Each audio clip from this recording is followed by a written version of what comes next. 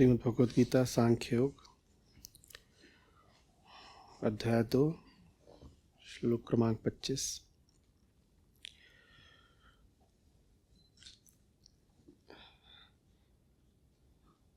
बहुत ऊंची जगह से आरंभ किया है ना श्री कृष्ण ने अर्जुन को समझाने का। ये हम 25वें श्लोक पे हैं, मतलब श्री कृष्ण से हमें कुल 15 ही श्लोक मिले हैं। उससे पहले तक तो पूरे प्रथम अध्याय में और दूसरे अध्याय के भी प्रथम 10 श्लोकों में अर्जुन का ही क्लेश विषाद सामने था, है ना। श्री कृष्ण जब आरंभ करते हैं तो एकदम जो आखिरी बात कही जा सकती है उससे करते हैं। फिर हम पाएंगे कि वहाँ से उन्हें बिल्कुल नीचे उतर के आना पड़ता है, फिर उठते हैं। कई बिंदु कई मार्ग तलाश रहे हैं अर्जुन को सत्य तक लाने के। अभी जो उच्चतम बात है वही कह रहे हैं। तो 3 इकाइयां हैं जिनका परस्पर भेद और संबंध अर्जुन को कृष्ण स्पष्ट करना चाहते हैं। कौन सी 3 इकाइयां? अहम, आत्मा और प्रकृति। ठीक है। जन्म, मरण, सृजन और नाश की सारी गतिविधियां कहाँ रहती हैं? प्रकृति में। ठीक है। और अर्जुन, प्रकृति से तुम्हारा रिश्ता उपयोगिता का है, आत्मीयता का नहीं। संबंध साफ साफ समझो, संबंध तो तुम्हारा दोनों से है। झूठ बोलोगे तुम अगर कहोगे प्रकृति से संबंध नहीं है, और स्पष्टतया झूठ ही बोलोगे अगर कहोगे कि आत्मा से संबंध। बात बहुत अच्छे से समझ लीजिएगा सब लोग। ज़रूरी है, इसीलिए ये दोहराव का काम चल रहा है। नहीं तो अभी कुछ महीने पहले ही यही बातें इसी श्लोक पर हम विचार कर चुके हैं। हम अपने आप को जीव बोलते हैं ना। जीव का इन दोनों से रिश्ता होता है, जगत से भी और सत्य से भी।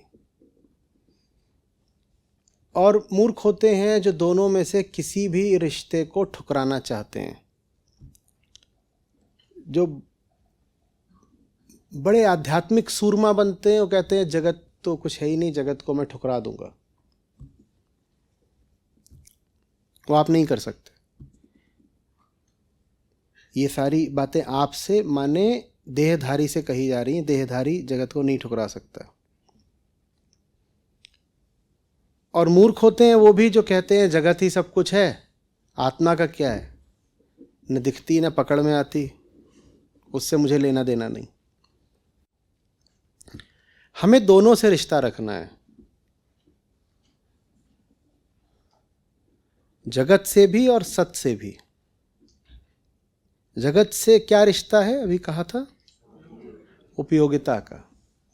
और आत्मा से क्या रिश्ता है? या सत्य से आत्मीयता का।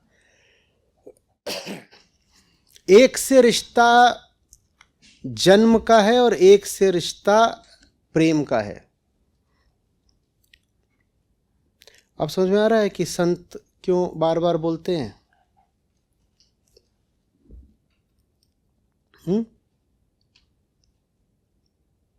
नहीं हरवा हमको न भावे। एक से रिश्ता जन्म का और एक से रिश्ता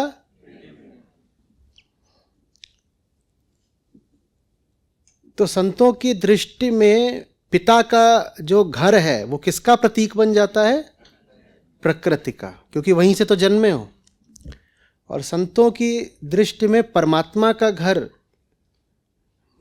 किसका प्रतीक है? मुक्ति का, आत्मा का। कह रहे रिश्ता तो दोनों से है, एक पिता है एक पिया है। पिता माने, पिया माने, और मेरा रिश्ता तो देखो दोनों से ही है। क्योंकि मैं होता ही नहीं अगर पिता ना होते। कौन ये सब बातें कर रहा होता अगर ये देह ही नहीं होती? तो रिश्ता तो उनसे है, लेकिन सच बात यह है कि प्रेम से बड़ा तो कुछ भी नहीं होता। तो अंततः जितने भजन हैं, जितने गीत हैं, उनमें सब में यही पाओगे कि फिर वो जो लाडली होती है वो बोलती है कि पिया के घर ही जाना है। पिता बहुत अच्छे हैं, लेकिन प्रेम पिता पर भारी ही पड़ना चाहिए। प्रेम पिता पर भारी पड़ना चाहिए। इसका अनुवाद करिए आध्यात्मिक भाषा में। आत्मा प्रकृति पर भारी पड़नी चाहिए। समझ में आ रही बात? वही वो बार बार अर्जुन को बोल रहे हैं, तुम जहां उलझ रहे हो वो जगह प्राथमिक है ही नहीं, और जो असली जगह है अर्जुन तुम उसको भूल रहे हो। अब इस श्लोक पर ध्यान दीजिए और सोचिए किस संदर्भ में कही होगी बात। आत्मा अव्यक्त है, आत्मा अचिंत्य है, आत्मा अविकारी है, तो शोक क्यों कर रहे हो? ये इन तीनों बातों का शोक न करने से क्या रिश्ता है? अविकारी है, अव्यक्त है, अचिंत्य है, इसका शोक न करने से क्या रिश्ता है?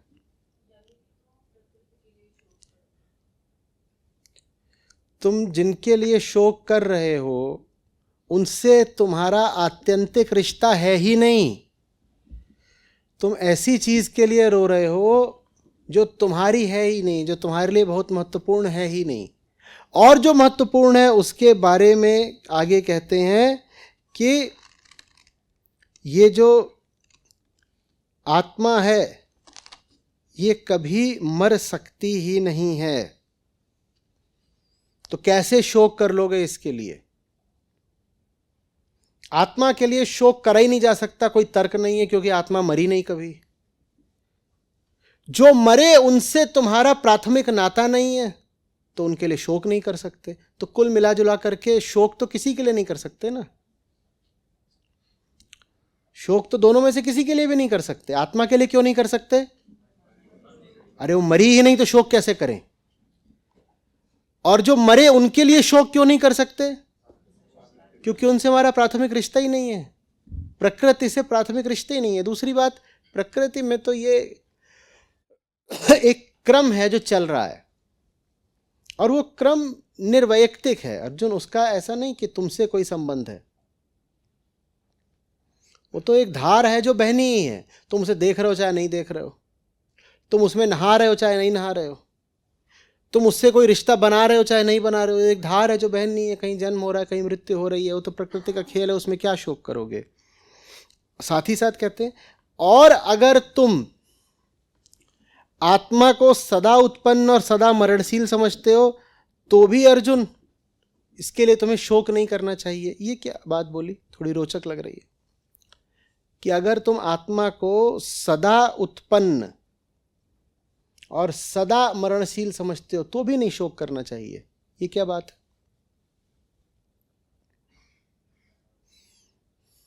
सदा उत्पन्न जहां सदा जन्म होता रहता है, और सदा मरणशील जहां सदा मृत्यु होती रहती है, वो कौन है? तो अगर तुम प्रकृति को ही आत्मा माने बैठे हो अर्जुन, तब भी मत शोक करो। बताओ क्यों?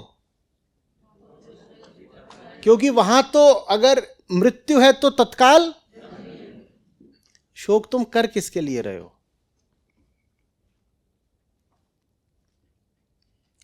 गौर करिएगा, कृष्ण ये नहीं कह रहे हैं शोक बुरा है।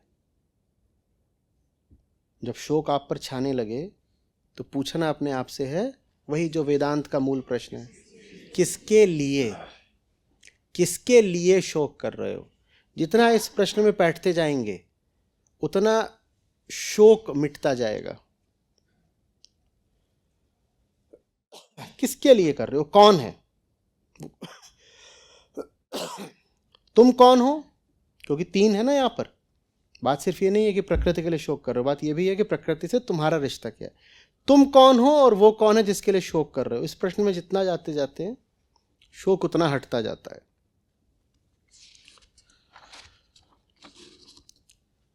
27वां श्लोक, जन्म लेने वाले की मृत्यु निश्चित है, मृत्यु के साथ साथ फिर जन्म भी निश्चित है, तो फिर शोक कैसा। ये बातें प्रकृति के लिए कही गई हैं। वही जो पिछले श्लोक में कहा था कि अगर तुम आत्मा को नित्य जात और नित्य मृत समझते हो तो भी क्यों शोक कर रहे हो। प्रकृति के लिए भी क्या शोक करना। एक पत्ता झड़ता है, उसकी जगह दूसरा पत्ता आ जाता है। इस घर की ये रीत है, एक रावत एक जात। जिस दिन घर में नए बच्चे का जन्म हुआ था उसी दिन समझ जाना चाहिए था कि अब मृत्यु भी आने ही वाली है। कोई आवश्यक नहीं कि एक बच्चे के बाद एक मृत्यु आई जाए। एक बच्चे के बाद नहीं आएगी तो 2 बच्चों के बाद आएगी, 2 बच्चों के बाद नहीं आएगी तो 3 बच्चों के बाद आएगी। और कई बार ये भी होगा कि एक ही बच्चा है और उसके पीछे पीछे 2 मौतें आ गई। और ये कोई बड़े दुर्भाग्य की बात नहीं होगी, ये नियम की बात है। ऐसा होना निश्चित होता है, कोई इसको तोड़ नहीं सकता। कोई घर ऐसा नहीं होता जहां ये न हो, ये होगा ही होगा।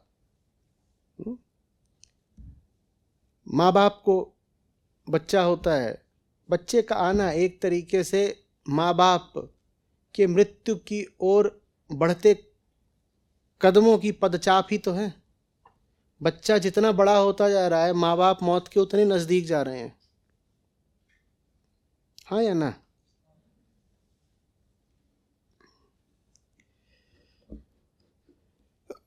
हे अर्जुन,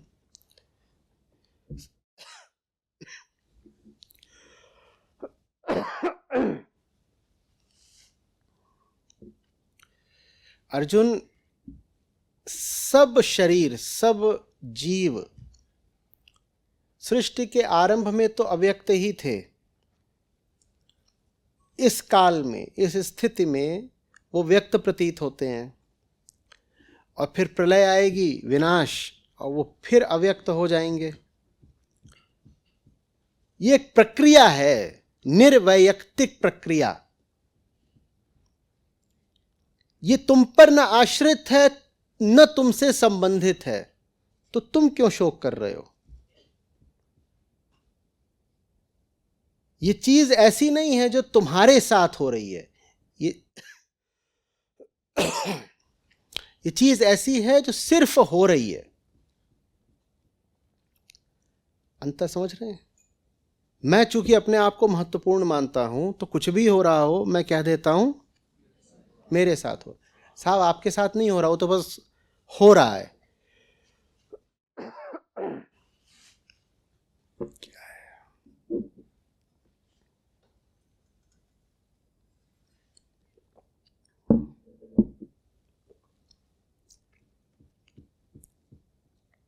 सिर्फ हो रहा है, आपकी भूल है। इसी को अहंकार बोलते हैं ना। मैं का आ जाना, जहां मैं कहीं है नहीं, एक प्रक्रिया चल रही है, उसमें आप कहीं हो नहीं। ट्रेन को एक नियत समय पर पटरी से गुजर जाना है। एक दिन यूं ही संयोगवश आप वहां बगल में खड़े हुए थे और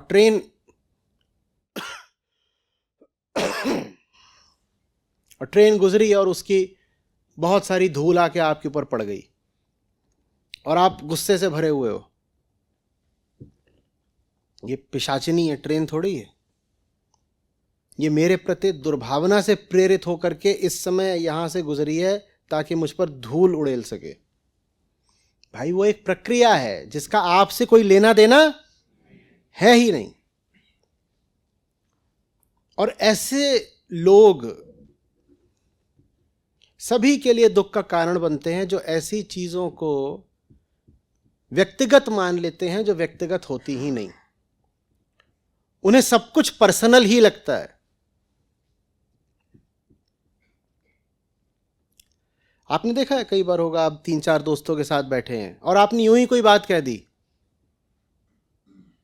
और किसी का मुंह उतर गया, और आपने जो कहा उस व्यक्ति के संदर्भ में कहा भी नहीं था। आपने दूर दूर तक नहीं सोचा था कि आप जो बात कह रहे हैं फलाने व्यक्ति के लिए, उसका मुंह उतर गया। मुंह उतर गया, बात को उसने दिल पर ले लिया। और ये भी हो सकता है कि वो 2 दिन बाद आपको बताए कि देख तूने मुझे उस दिन बड़ी चुभती हुई बात कह दी, मैं तब से बहुत दुखी हूं। या तू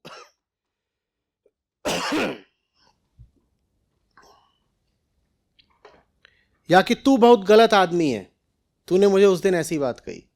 वो बात न आपने उस व्यक्ति को कही, ना आप उस व्यक्ति को उस वक्त याद भी कर रहे थे, पर भीतर की बीमारी है अहंकार, जिसको लगता है कि सब कुछ बस व्यक्तिगत ही है।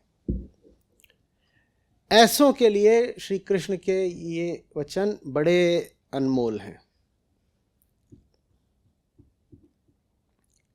प्रक्रिया को प्रक्रिया जानो, उसमें व्यक्तिगत कुछ भी नहीं है, निजी कुछ नहीं है। Don't take it. बहुत बड़ा सबक होता है ये। क्या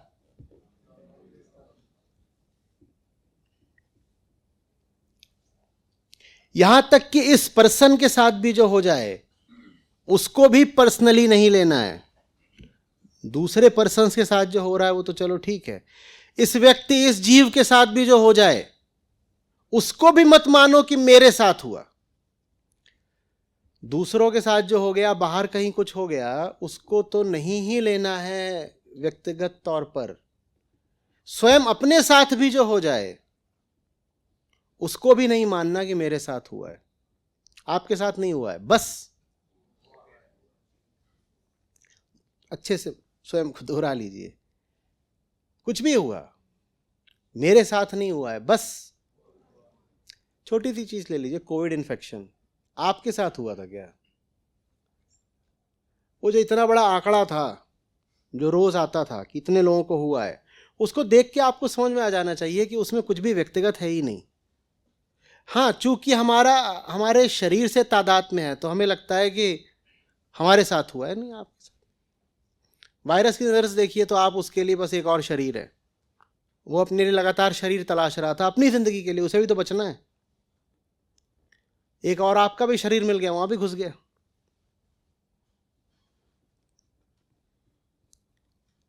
समझ में आ रही है बात? हर चीज को बस एक प्राकृतिक प्रक्रिया की तरह देखो। कोई घटना नहीं घटी, घटना तो ऐसा लगता है जैसे किसी पल की कोई बात हो, कोई घटना नहीं घटी, लगातार एक प्रवाह रहा है। No events, just processes. लगातार एक प्रक्रिया चल रही है, प्रक्रिया चल रही है। यहां तक कि नो पर्सन्स, जस्ट प्रोसेसेस। व्यक्ति भी नहीं है, प्रक्रियाएं मात्र हैं। कहीं कोई व्यक्ति नहीं है, प्रक्रियाएं भर है।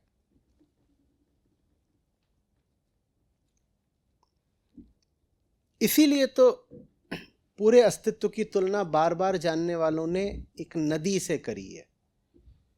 आप नदी को देखते हो तो ऐसा लगता है कुछ है, पर वो क्या है बताओ? जो इस पल थी वो अगले पल नहीं है। पर दूर से देखते हो तो लगता है ऐसे कोई ठोस चीज है, पर नदी क्या है? जो अभी है वो अगले पल नहीं है, इसी को तो नदी कहते हैं ना। बस वो 2 सीमाओं के भीतर बह रही है, सीमाओं से वो परिभाषित हो जाती है। उन सीमाओं के भीतर पानी का प्रवाह आप कह देते हो ये नदी है। वरना आप किस चीज को नदी बोल रहे हो ये तो बता दो। चलो किसी चीज को नदी बोल के दिखाओ, चुनौती है। ये नदी बह रही है, इसकी किस चीज को नदी बोलना है? इसमें अरबों परमाणु बह रहे हैं, आपको इतनी नदी दिख रही है, पूरी नदी तो किसी को दिखेगी नहीं, जितनी दिख रही है उसमें बात करते हैं। यहां से यहां तक दिख रही है, इसमें अरबों परमाणु बह रहे हैं। बताओ इसमें से कौन सी चीज को नदी कहना है?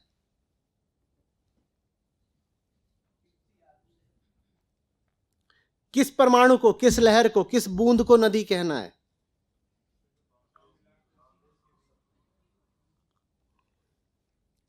और बहुत सारी नदियां होती हैं जो अपनी बाउंड्रीज ही बदलती रहती हैं। येलो रिवर सुना होगा, यांगजी। अब किसको नदी बोलोगे? बोलो।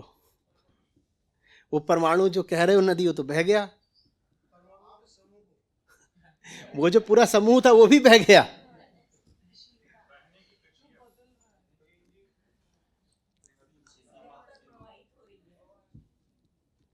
पता है, वो जो समूह है उसको बोलते हैं कॉन्सेप्ट, जो होता नहीं, बस सोचा जाता है, वो है नहीं, उसके बारे में बस सोच रहे हो तो कह रहे हो है। एक परमाणु को तो बोल सकते हैं, मान लो नदी जम जाए तो सामने रखा हुआ था ऐसे, तुम कहोगे ये नदी है, वो जमी हुई है, वहां पे उंगली रख दी, बोले ये वाला जो नहीं, इसे नदी बोलते हैं। पर अभी तो ये है कि जिसको बोलोगे नदी बोलते हैं, अगले ही पल वो निकल गया। तो नदी कौन है? कुछ नहीं, कॉन्सेप्ट है, मानसिक बात है बस। जिसने ये समझ लिया कि किसी भी चीज का होना बस मानसिक है, अस्तित्व बस मानसिक है, क्योंकि जब हम अस्तित्व कहते हैं तो हमारा आशय सदा किसी जमी हुई चीज से होता है, ठीक है ना। ये अस्तित्वमान है, ये अस्तित्वमान है। आप नदी भी कहते हो अस्तित्वमान, तो आप उसको ऐसे ही देखते हो जैसे कि एक ठोस लकीर हो, उसका आप कहते हो नदी है। अस्तित्व जैसा कुछ है ही नहीं, बस बदलाव, बस बदलाव, बस बदलाव। किस चीज को बोलोगे कि अस्ति है? वो है ही नहीं, वो न होने के लिए ही है। अभी बोलो है, बताओ अगले पल कहां है? तो कैसे कह रहे हो कि है? दोनों बदल गए। जिस चीज को कह रहे थे कि है वो भी नहीं रही अगले पल, जो कह रहा था कि है वो भी नहीं रहा अगले पल। तो क्या मजाक लगा रखा है? यहां है क्या? अर्जुन, शोक किसके लिए कर रहे हो? न तुम हो न वो है।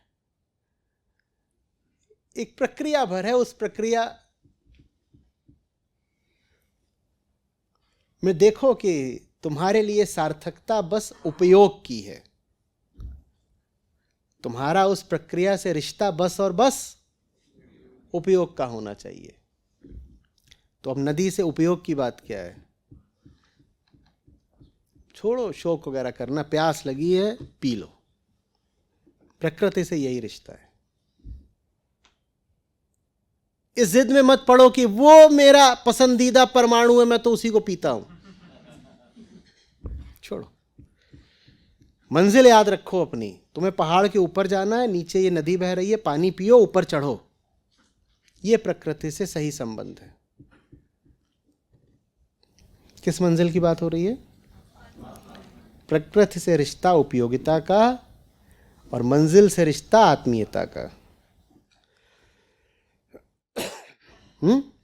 प्रकृति से न राग न द्वेष, न आकर्षण न विकर्षण।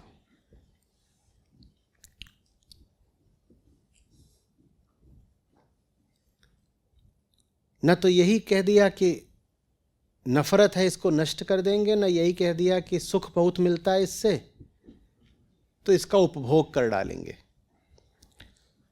और ये दोनों ही तरीके के लोग प्रकृति को नष्ट ही करते हैं।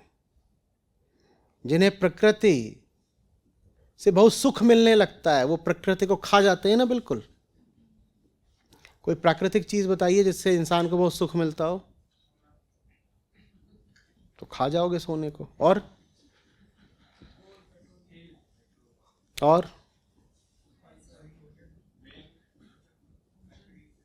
मुर्गा, मैं बोल रहा हूं खा जाते हैं, आप कह रहे हैं तेल। प्रकृति में जो कुछ आपको बहुत पसंद होता है उसका क्या हाल होता है?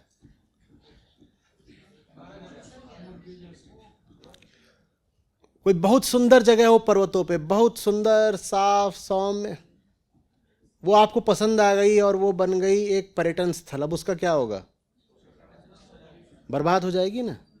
तो प्रकृति के साथ जिसने अनुराग का रिश्ता रख लिया वो प्रकृति को बर्बाद कर देगा, और प्रकृति से जिसने द्वेष का रिश्ता रख लिया वो तो बर्बाद करेगा ही करेगा। तो प्रकृति के प्रति फिर कहा गया है कि एक बस साक्षी भाव रखो, दृष्टा हो प्रकृति के, लेना एक न देना दो। वहां जो चल रहा है उसको जानते रहो बस। जानते इसलिए रहो कि जानोगे नहीं तो उससे आत्मीयता कर बैठोगे, गड़बड़ हो जाएगी। हमने कहा प्रकृति से उपयोगिता का रिश्ता, उसको ये मत समझ लीजिएगा कि शोषण का रिश्ता। प्रकृति से उतना ही लेना है जितना आपको सत्य तक पहुंचाने में उपयोगी हो, उससे अधिक जरा भी नहीं लेना है, ना उससे हटकर कोई रिश्ता बनाना है।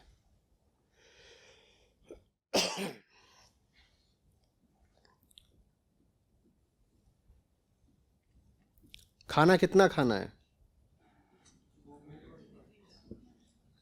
उससे कम खाया तो क्या होगा, और ज्यादा खाया तो?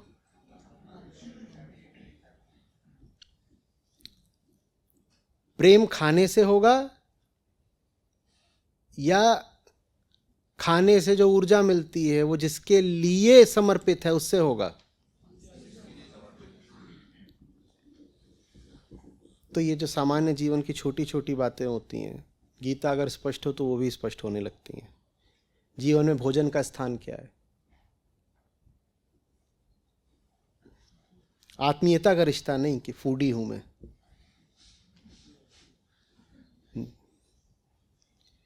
जीते क्यों हैं? खाने के लिए।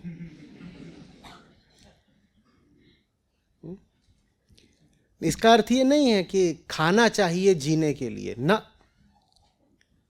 ये तो बात गलत ही है कि जीते हैं खाने के लिए। ये बात भी बहुत सही नहीं है कि खाते हैं जीने के लिए। खाया जाता है प्रेम के लिए। कुछ भी किस लिए करना है, क्योंकि जो भी करेंगे आप प्रकृति के क्षेत्र में ही करेंगे। कुछ भी किस लिए करना है? छोटी से छोटी चीजें पूछिएगा, ये मैं क्यों करूं?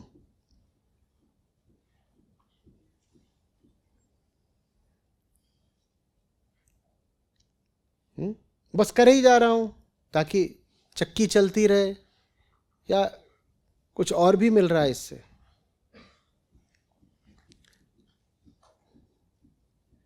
चक्की चलाने के लिए कुछ करते रहना वैसा ही है जैसा गाड़ी को चलाना बस पेट्रोल पंप तक ले जाने के लिए।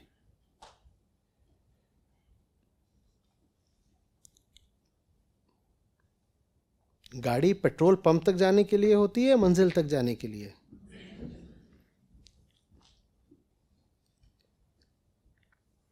नौकरी करते हैं किस लिए?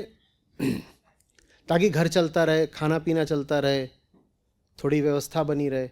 अच्छा, व्यवस्था बनी रहेगी तो क्या कर पाएंगे? नौकरी। नहीं, मजाक से आगे की बात है। इसके अतिरिक्त जीवन में क्या है बताइएगा?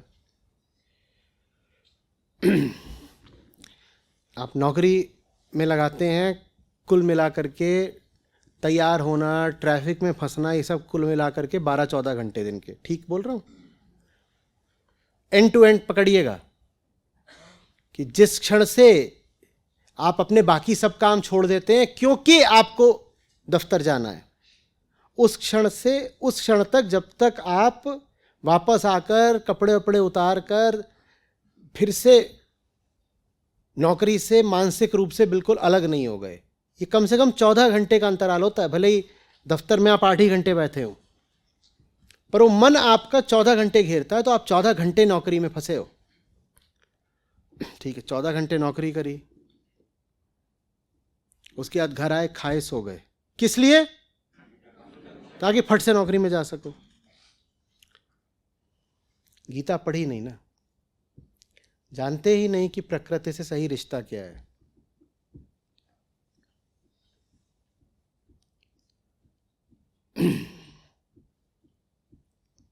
आपकी नौकरी आपको क्या दे रही है? और नौकरी करने की ऊर्जा। मैं नौकरी कर रहा हूं ताकि मैं नौकरी कर सकूं। मैं नौकरी करता हूं, उससे मुझे जो भी कुछ मिलता है उसका इस्तेमाल सिर्फ और सिर्फ फिर किस लिए हो जाता है? नौकरी ही करने के लिए। तो मैं नौकरी कर रहा हूं ताकि मैं नौकरी कर सकूं। यह कुल मिलाकर के पूरी आबादी का तर्क है। कैसा लगा यह तर्क? आप नौकरी क्यों करते हो? ताकि नौकरी कर सकूं। वहां से तनख्वाह भी बस उतनी मिलती है जो नौकरी करवा लेगी, उसमें से और तो कुछ मिल भी नहीं रहा है ना। आत्मीयता तो कहीं है नहीं, उस पूरे काम में कहीं आत्मीयता है? तो कुल मिलाकर के उससे क्या मिलता है फिर? और पैसा उतना मिलना जरूरी है, उतना भी नहीं मिलेगा तो अगले दिन लौट के ही नहीं आ पाओगे। क्या खाओगे, क्या पहनोगे, गाड़ी में तेल कैसे डलाओगे?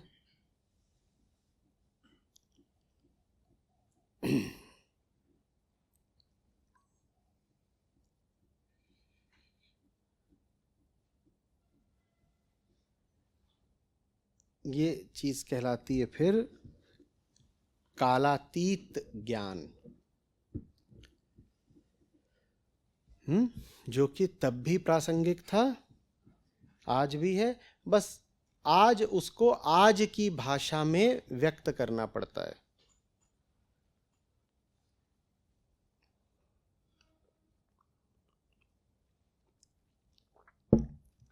प्रासंगिक वो तब भी था, आज भी है, बस आज की भाषा बदल गई है तो उसको अनुवादित करके इस तरीके से कहना पड़ता है कि आज के मन को समझ में आ जाए। नहीं तो बात आज भी लागू होती है।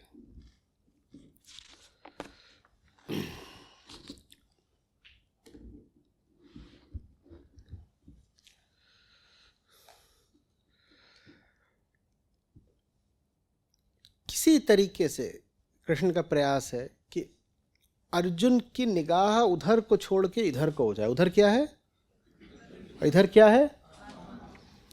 तो जैसे जैसे बच्चे का ध्यान खींचा जाता है, वैसे ही अर्जुन का ध्यान खींचने की कोशिश कर रहे हैं। कह रहे देखो अर्जुन, ये आत्मा ना बड़ी चमत्कारिक चीज है। तो यहां 29वां श्लोक, कोई आत्मा को ऐसे देखता है जैसे अजूबा हो। अर्जुन लेकिन देखें तो ना अजूबा लगे, वो आत्मा को देख ही नहीं रहे। और कृष्ण कह रहे देखो देखो अजूबा है, कोई बहुत अद्भुत चीज है, अर्जुन इधर देखो तो सही। और अर्जुन की आंसू भरी आंखें, वो उधर देख रहे हैं, अरे वो खड़े हैं उधर, भाई बंधु खड़े हैं, पितामह खड़े। कोई आत्मा को ऐसे देखता है जैसे अजूबा हो, आश्चर्यवत, आश्चर्यवत पश्यति।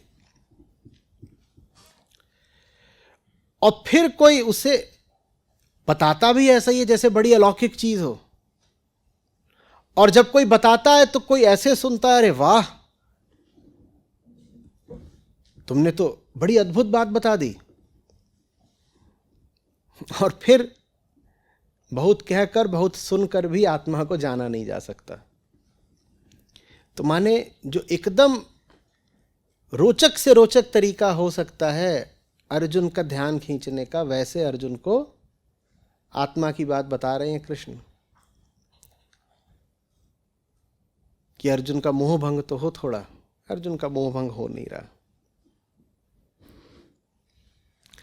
अब यहां तक आकर के कृष्ण को दिखने लगा है कि इतने ऊंचे स्तर की बात अभी अर्जुन को समझ में आ नहीं रही है। तो जल्दी ही हम पाएंगे कि कृष्ण बिल्कुल तल बदलेंगे और कोई एकदम अलग बात बोल देंगे। अभी जो बात कह रहे हैं उसका यहाँ पर आकर के समापन कर देते हैं। कहते हैं अर्जुन, ये जो आत्मा है ये शरीर की तरह वध्य नहीं है।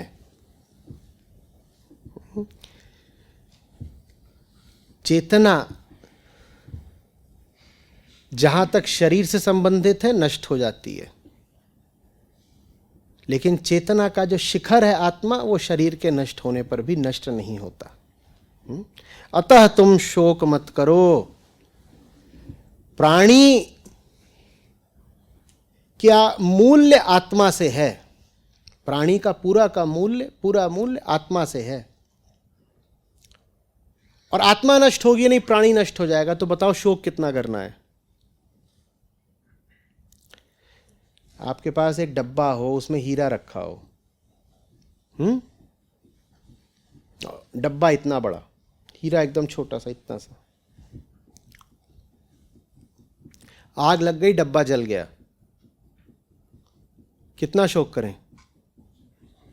क्यों? इतना बड़ा डब्बा था, हीरा इतना ही सा था, आग लग गई, डब्बा जल गया, कितना शोक करें? क्यों नहीं? क्योंकि डब्बे का मूल्य हीरे से है और जीव का मूल्य, जीव जल जाएगा, डब्बा जल जाएगा, और डब्बा जलने पे जो शोक करे वो तो, हे अर्जुन, शोक छोड़ो, युद्ध करो, उठाओ भाई गांडीव, क्या कर रहे हो? अर्जुन टस से मस नहीं। अब है तो ब्रह्म ही, लेकिन अभी तो अवतार रूप में है, मनुष्य बन के खड़े हैं, तो विचलित तो हुए होंगे। पसीना सा छुटा दिया उनका अर्जुन ने। उन्होंने उच्चतम ज्ञान दे दिया है कुल 1 दर्जन श्लोकों में ही। अभी तो आगे हैं और 600 श्लोक। पर इधर जो बात कहनी थी वो आखिरी है, इससे ऊंची बात कही नहीं जा सकती। देखिए, जिसको पुरुष, प्रकृति और आत्मा ये भेद समझ में आ गया, अहम, प्रकृति, और जिसको ये भेद समझ में आ गया, उसे अब और कुछ नहीं समझाना है। बाकी सारी बातें समझाई जाती हैं ताकि अंततः आपको ये बात समझाई जा सके। वो जितनी आध्यात्मिक बातें कही जाती हैं ना, वो आपको इस बिंदु पर लाने के लिए कही जाती हैं कि आप वहां आ जाए जहां आप समझ जाएं कि ये कौन है, मैं कौन हूं, और मुझे होना क्या है। या ऐसे कह दीजिए, ये क्या है, मैं कौन हूं, और मेरी सच्चाई क्या है। ये 3 बातें आपको स्पष्ट हो जाएं। ये क्या है, मैं कौन हूं, मेरी सच्चाई क्या है। बस ये जाहिर करने के लिए लंबी चौड़ी आध्यात्मिक प्रक्रियाएं होती हैं। श्री कृष्ण ने जो आखिरी बात थी वो एकदम पहले बोल दी है, उच्चतम बात सबसे पहले बोल दी है। होना वही था जो हुआ। अर्जुन सुन ही नहीं रहे, देख ही नहीं रहे। तो फिर श्री कृष्ण कहते हैं, जब तुम्हें अपने ही तल पर रहना है तो मैं तुम्हारे ही तल की बात बोलता हूं। तो क्या बोलते हैं सुनिए। अब कहाँ प्रकृति, पुरुष और आत्मा, और कहाँ अब ये बात। कहते हैं, देखो तुम क्षत्रिय हो। अभी क्या थे और अब क्या हो गए।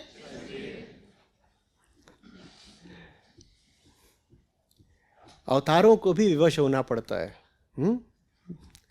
हम लोग ही ऐसे हैं, हमारे सामने कृष्ण भी आ जाएं तो उन्हें भी विवश होकर के हमारे तल पे उतरना पड़ेगा। एक श्लोक के अंदर अंदर अर्जुन आत्मा से क्षत्रिय बन गए। देखो अर्जुन, क्षत्रिय हो तुम, तुम्हें विचलित होना शोभा नहीं देता, क्योंकि और तो समझे तुम्हें कुछ आना है नहीं, यही समझ लो कि तुम क्षत्रिय हो। क्षत्रिय के लिए क्या कुछ भी कल्याणकारी है युद्ध के अलावा? क्षत्रियों का काम है लड़ना, बेटा इसलिए लड़ जाओ। अब ये हटाओ सब कि तुम्हें धर्म के लिए लड़ना है या तुम्हें इन सब बातों से बिल्कुल अस्पर्शित रहना है। कुछ नहीं, अस्पर्शित वगैरह नहीं रहना। बात तुम्हारे धर्म से ज्यादा तुम्हारे वर्ण की है, बात सत्य से ज्यादा सरोकार की है। क्षत्रिय के लिए क्या कर्तव्य निर्धारित है? युद्ध। तो चलो फिर युद्ध करो। हाँ, इतनी उन्होंने गुंजाइश छोड़ दी कि बोले कि युद्ध धर्म के लिए करो। तो जहां पर उन्हें बात को नीचे भी लाना पड़ा, वहां बात का एक सिरा उन्होंने आसमान में खूंटे से गड़ा रहने दिया कि बात पूरी ही नीचे की ना हो जाए। बोले धर्म युद्ध करो। देखें अर्जुन पे कुछ हुआ? अभी भी कुछ नहीं हुआ। एकदम टेढ़ी खीर। तो अभी क्षत्रिय होना आया, अब एक और चीज आ गई, स्वर्ग।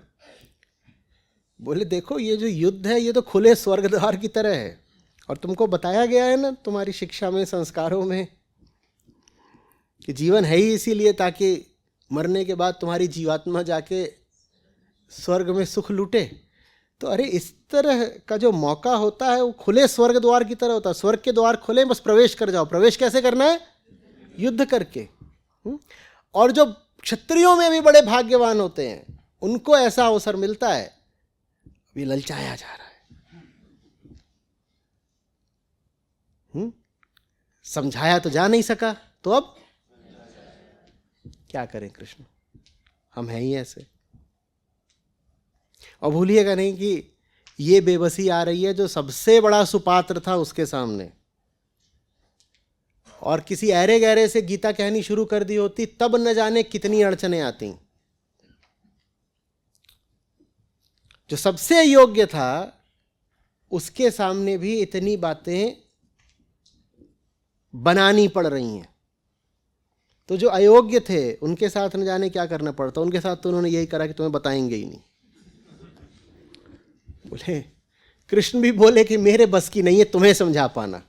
इस पूरी भीड़ में एक यही लग रहा है जिसके साथ थोड़ी बहुत आशा है। आओ देखें, संभावना तुम्ही में तलाशें। और वहाँ भी वो अभी दूसरा ही अध्याय है।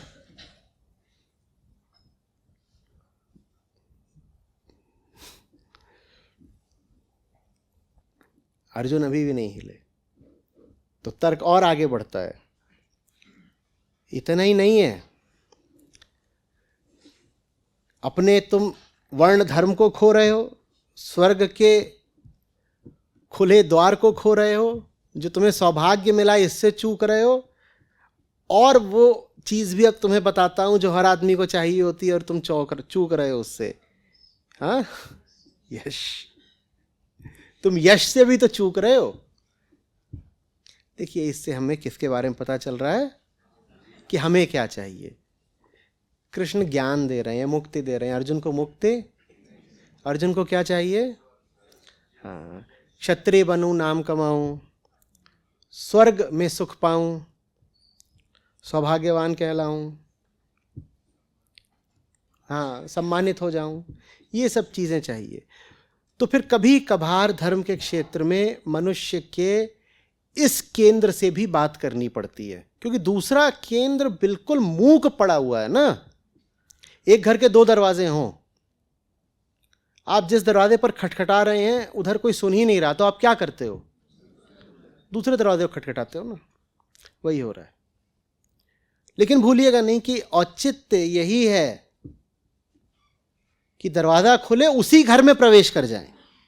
पहले वो दरवाजा खटखटाया जो जरा ऊंचा था, और चूंकि वो ऊंचा था इसलिए उसकी आवाज पहुंच नहीं रही किसी तक। जहां वो दरवाजा है वहां उस घर के लोग रहते ही नहीं। घर के सारे लोग जो पाताल में दरवाजा है उसके आसपास बसने लगे हैं, तो वहां जाके खटखटा रहे हैं अब कृष्ण। लेकिन इच्छा यही है, धर्म युद्ध है, होना चाहिए। यश खोओगे पाप के भागी बनोगे। हाँ, इससे क्या पता चलता है अर्जुन के बारे में या हमारे बारे में? हम डरते हैं इन सब बातों से, पाप पुण्य। और पाप पुण्य का सीधा संबंध किससे होता है? स्वर्ग नर्क और पुनर्जन्म से। स्वर्ग, नर्क और पुनर्जन्म। अर्जुन में यही सब धारणाएं हैं। अपनी सारी धारणाएं उन्होंने खुल करके कहां बता दी थी? पहले ही अध्याय में। वहां अर्जुन ने दिखा दिया है कि उनके संस्कार कहां से आ रहे हैं, जहां उन्होंने सब बता दिया है कि वर्ण होना चाहिए और महिलाओं को ऐसा नहीं होना चाहिए, और आत्माओं का ऐसा होता है और पाप लगता है और नरक ऐसा होता है। वो सब उड़ेल दिया है उन्होंने कृष्ण के सामने। अब ये तो कृष्ण का हृदय विशाल है, जो ये जानते हुए भी कि अर्जुन के मन के भाव कैसे हैं, उन्होंने आरंभ उच्चतम सांख्ययोग के ज्ञान से किया। नहीं तो अर्जुन अपना आपा तो प्रदर्शित कर ही चुके थे पहले ही। तो अर्जुन, पाप भी लगेगा, यश भी खोओगे, और मैं तुम्हें धमकाए देता हूं। देखिए, खुली धमकी ही है ये। सब लोग बहुत लंबे समय तक तुम्हारी निंदा करेंगे। सब लोग क्या करेंगे? कितनी करुणा होती है ना किसी मुक्त पुरुष में। आप देखिए कि वो किस तल की बात बोल सकता है और उसे कौन सी बात बोलनी पड़ती है। कृष्ण तो चाह रहे हैं उच्चतम बात बोलना, लेकिन उन्हें बात बोलनी कौन सी पड़ रही है जो अर्जुन समझ सकें। ये हर मुक्त पुरुष की कहानी है। फिर हम कहते हैं अरे धर्म ग्रंथों में कई बार इतनी औसत और साधारण बातें क्यों लिखी होती हैं? बताओ क्यों लिखी होती हैं? वो तो बोल दें ऊंची बात, तुम्हें समझ में आएगी। और फिर जब देखते हो कि बात साधारण सी है, हमारे स्तर की है, तो अपनी ओर उंगली नहीं करते, इल्जाम किस पर लगाते हो और क्या बोलते हो? तो कोई खास बात है, ये क्या है, ये तो हम भी बोल दें, ये तो बहुत साधारण बात है। जो ऊंची बात बोली उन्होंने वो तुम्हारे पल्ले नहीं पड़ी, जो उन्होंने साधारण बात बोली उसमें तुम्हारा इल्जाम ये है कि देखो साधारण बात बोलते हैं। तो बेचारे करें तो करें क्या? समझ में आ रही बात? अब देखिए क्या है, सभी लोग लंबे समय तक, दीर्घ काल तक निंदा करेंगे तुम्हारी, और सम्माननीय लोगों के लिए निंदा तो मौत से भी ज्यादा बुरी है। इज्जत से ऊंची कोई बात नहीं। अभी तो हो रहा था आत्मा से ऊंची कोई बात नहीं, अब हो रहा है कि इज्जत से ऊंची कोई बात नहीं। हम कहां से चले थे कहां को आ गए? 4 श्लोकों के अंदर अंदर ऐसा होता है। अभी 3 ही श्लोक पहले सबसे ऊंचा कौन था? अब आत्मा से आत्मसम्मान तक। आदरणीय व्यक्ति के लिए सबसे कष्टदायक तो निंदा है, निंदा से तो मृत्यु अच्छी है। ऐसे देख रहे हैं अर्जुन।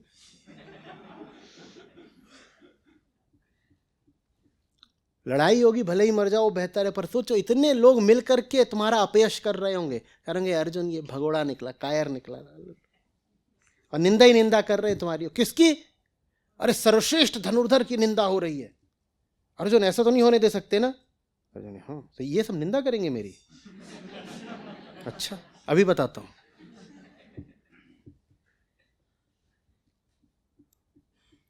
ऐसे ही होता है। अभी आपका मामला नहीं है ना, आप इसे व्यक्तिगत तौर पे नहीं ले रहे, पर्सनल नहीं है, तो आप क्या कर रहे हैं? और यही जब पर्सनल हो जाएगा तो खुद भी रोएंगे, और जो मुक्त पुरुष होगा उसको भी रुला देंगे। दूसरे के मामले पे हंसना तो आसान होता है, जब स्वयं पर बीतती है तो सारी तटस्थता, सारा अध्यात्म एकदम छूमंतर हो जाता है, हो जाता है ना। और ये कौरव लोग, अर्जुन देखो ये सामने, ये तो पहले ही तुमको समझते थे कुछ नहीं। कर्ण बोलता था ये अर्जुन एक बार मेरे सामने आ जाए, इसको मार के ही दम लूंगा। और ये जो कौरव के पक्ष के बड़े बड़े महारथी हैं, ये तो यही कहेंगे ना कि डर के भागे हो तुम, भय के कारण युद्ध से हट गए। जो लोग कल तक तुम्हारा सम्मान करते थे क्योंकि आज तक तुम युद्धों में जीतते चले आए, उन सब के सामने तुच्छ हो जाओगे। इतनी सारी बातें कृष्ण एक के बाद एक बोल रहे हैं। निश्चित रूप से वो देख रहे हैं कि अर्जुन पर प्रभाव पड़ रहा है। उन्होंने कहा चलो इस रास्ते सफलता मिल गई है और आगे बढ़ते हैं। ये जितने शत्रु लोग हैं ये सब तुम्हारी दुर्बलता की निंदा करेंगे और कितनी सारी बातें अपमान की कहेंगे अर्जुन। इससे अधिक कोई दुख की बात हो सकती है? अभी क्यों कहा इससे अधिक दुख की बात हो सकती है? क्योंकि अर्जुन एक दुख की बात को पकड़ के बैठे हैं। कौन सी दुख की बात? मारना पड़ेगा। कह रहे तुम अच्छा, ये तो मैं से समझा नहीं पा रहा कि इस बात में कोई दुख नहीं है, तो मैं काम करता हूं, ये जो मारने का दुख है इससे बड़ा एक दूसरा दुख खड़ा कर देता हूं। अभी कृष्ण यहां पर दार्शनिक से आगे हट करके मनोवैज्ञानिक हो गए हैं। पहले उन्होंने कहा इसमें दुख है ही नहीं कि इनको मारना है, प्रक्रिया भर है उसमें। वो बात इतनी ऊंची थी कि तो उन्होंने कहा ठीक है दूसरा तरीका, ठीक है इन्हें मारने में दुख है पर उससे ज्यादा बड़ा दुख है अपयश में। तो अर्जुन अब सोच लो, मारने का दुख झेलना है या अपयश का दुख झेलना है? तो अर्जुन कह रहे हैं सोचना पड़ेगा, ये तो 19-20 का मामला हो गया। ठीक है। और देखो, यही सोच रहे हो ना कि वो मर गए तो क्या होगा, या मैं मर गया तो क्या होगा। देखो, अगर तुम मर गए तो स्वर्ग मिलेगा ना, वही स्वर्ग जिसमें तुम्हारा बड़ा दृढ़ विश्वास है कि मरने के बाद जीवात्मा निकलती है और नर क्या स्वर्ग में जाके बैठती है, तो तुम्हें स्वर्ग मिलेगा, स्वर्ग। अभी थोड़ी देर पहले क्या बता रहे थे कि तुम्हारी तो एक ही मंजिल है जिसको मुक्ति बोलते हैं, अहम को आत्मा में बैठना है, और उसके अतिरिक्त और कुछ भी नहीं पुरुषार्थ है, उसके अतिरिक्त कुछ भी प्राप्य वस्तु होनी ही नहीं चाहिए। और अब कह रहे हैं तुम्हें स्वर्ग मिलेगा। तो कौनते मर गए तो स्वर्ग मिलेगा, और जीत गए तो सुख मिलेगा, पूरी पृथ्वी का राज्य भोगोगे। मामला बढ़िया है ना, भिड़ जाओ। मरे तो क्या मिलेगा, नहीं मरे तो क्या मिलेगा, सुख।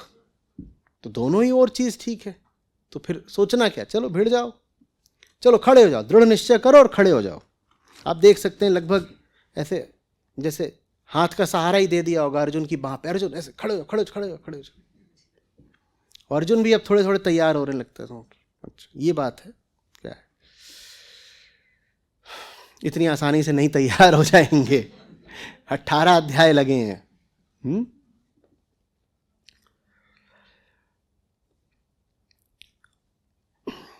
अब यहां पर आकर के कृष्ण देखते हैं कि जो पूरी बात है मेरी, वही अब मेरी न रह करके अर्जुन की हो गई है। तो जैसे श्री कृष्ण को स्वयं भी थोड़ी ग्लानि उठी हो कि मैं क्या समझा रहा था और क्या समझाने लग गया। तो थोड़ी सी बात बराबरी करी उन्होंने। कह रहे हैं देखो, सुख और दुख को एक मानो, लाभ हानि को एक मानो, जय पराजय को एक मानो, और इन सबको एक मानकर युद्ध करो, युद्ध करो। तो कहना तो यही है कि युद्ध करो, लेकिन इस बार गिरती हुई बात को थोड़ा सा उन्होंने संभाला है। किस आयाम पर हम कह रहे हैं बात गिर रही है, चेतना के आयाम पर। तो उन्होंने संभाला, बोले सुख दुख एक, लाभ हानि एक, और जय पराजय एक, क्योंकि पराजय में मिल रहा है स्वर्ग और जय में मिल रहा है सुख। तो जय पराजय एक हो गए ना। अभी क्या समझाया था, पराजय में क्या मिलेगा, स्वर्ग। पराजय माने मर गए तो स्वर्ग पाओगे, और जय हो गई तो क्या पाओगे, तो एक है। तो सुख दुख जय पराजय इनको एक मान करके वो युद्ध करो। और हाँ, इस तरह से युद्ध करोगे तुम तो पाप तुम्हें स्पर्श भी नहीं करेगा। बार बार पाप का उल्लेख क्यों करना पड़ रहा है कृष्ण को, क्योंकि पाप का उल्लेख सर्वप्रथम अर्जुन ने ही किया था। इससे सिद्ध हो गया था कि अर्जुन पाप से घबराते हैं। पाप का उल्लेख अर्जुन ने किस संदर्भ में करा था,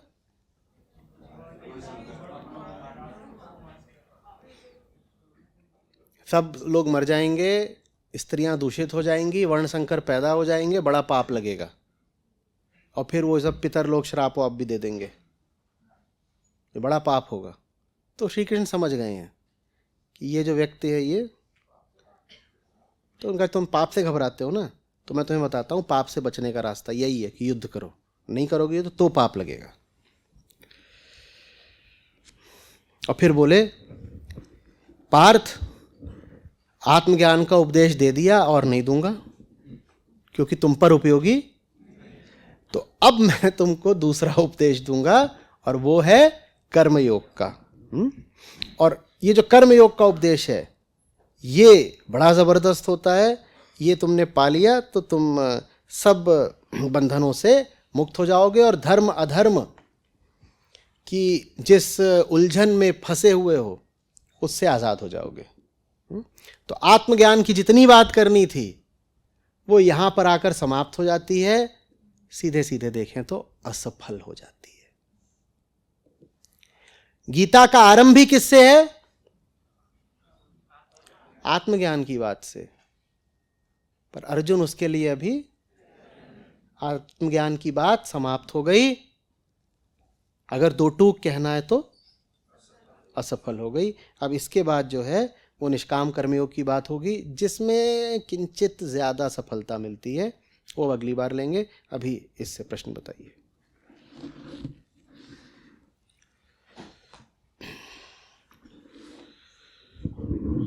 जैसे भी लगे।